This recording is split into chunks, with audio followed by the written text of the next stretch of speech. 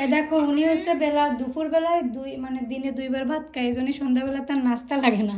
আমি যদি এখন বলি যে আমার নাস্তার জন্য টাকা দাও, কে নাস্তা?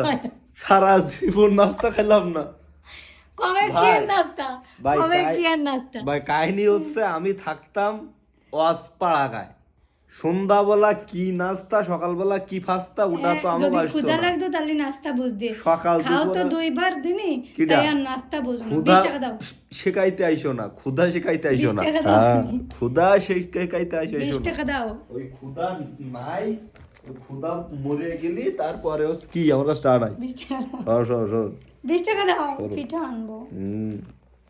এটা পক্কা। কয় পিঠা ফাটকাচ্ছে, এবার কবে নাকি এতে টান এসো না। এ ওই দাও। এ তো 40 টাকা নাই তো। আমি তো 40 টাকা নিইনি, আমি তো 50 টাকা নিয়েছি। হয়তো তাহলে তাহলে আমার টাকাটা কে টাকা আমি কোনো টাকা নিইনি। না কি 20 টাকা দাও তো, হ্যাঁ, বলছি। 20 টাকা দাও। টাকা যেন গাছতে ফুটতে